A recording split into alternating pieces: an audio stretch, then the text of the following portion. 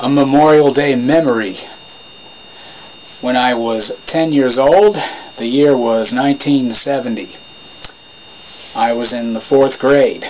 I was reluctantly in the elementary school band.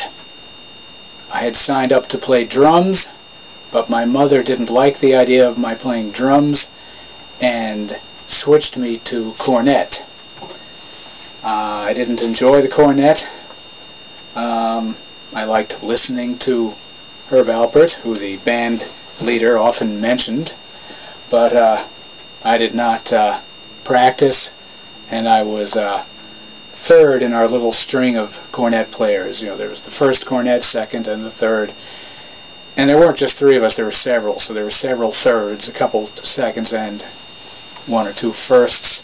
Either way, a third cornet plays background. If Stars and Stripes Forever is going, or Anchors Away, for example, is going dee dee dee dee dee dee dee dee dee dee, the third trumpet goes ba-da-bup-bup, ba-da-bup-bup, ba-da-bup-bup, ba-da-bup-bup, ba-da-bup-bup, while the first one is going ba ba ba ba ba ba, and the trombone is going ra ra ra ra ra.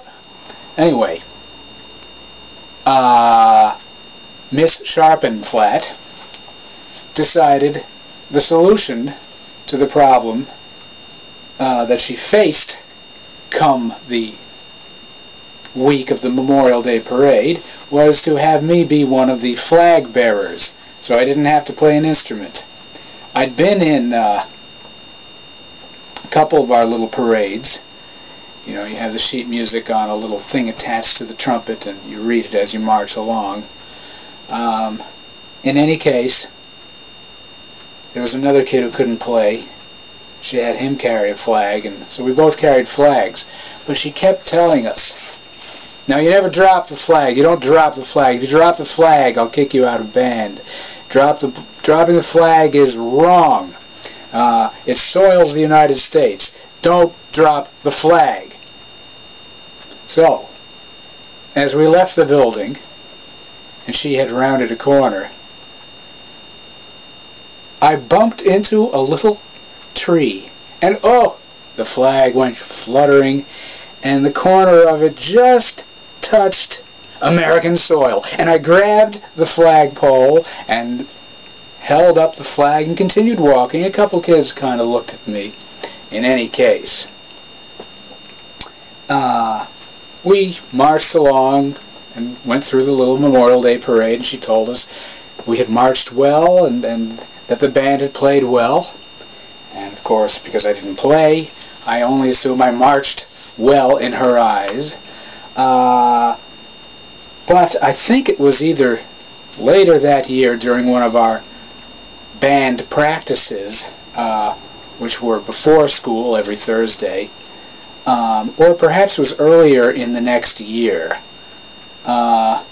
We were practicing there in the gymnasium, and one kid didn't have his music on the stand. He had a manila envelope that held music, and from the teacher's vantage point, Miss Sharpenflatt, you know, it looked as if he had music on his stand because she saw the manila envelope, but she walked behind him and saw he didn't have the music, and he was faking it, which he was, because he quite literally could not play. Every time he would be asked to play in our little practice sessions just by himself, he would just blow in his trumpet like this. He couldn't do it. It was literally a matter of he'd had surgery on his upper lip. He had no muscles there. He couldn't do it. And this really must have stuck in the teacher's craw, because she couldn't very well tell his parents, well, you know, he can't play. Don't make him do this. In any case, she walked behind him and saw that there was no music there, and she stopped the band. Stop! You're faking! And he looked at her. I'm not faking. Where is the music? You have no music there. She took his music stand and said, get out. She threw the stand on the ground, and it bounced like a tumbleweed in an old western. And she looked at me, and she said, You hate band anyway, get out and join him. So we went outside there with our little scattered music that she'd kicked. My music was scattered. She kicked our music stands to the ground. We gathered them up because we owned them. Our parents paid for these stands, the little instruments. Most kids rented. But my mother wanted me to own the damn cornet. And so I put my cornet in this little Olds case. Very sleek little suitcase kind of thing. And we went outside and stood outside the gym at 8:45 in the morning as the band continued their practice. And I thought my friend would be heartbroken. But he looked at me and he said 2 words that assured me he was going to be fine. That bitch! So, I am ashamed I dropped the flag, but, you know, it was more against her than any real temptation to dishonor people who sacrificed so I could have freedom. Thank you.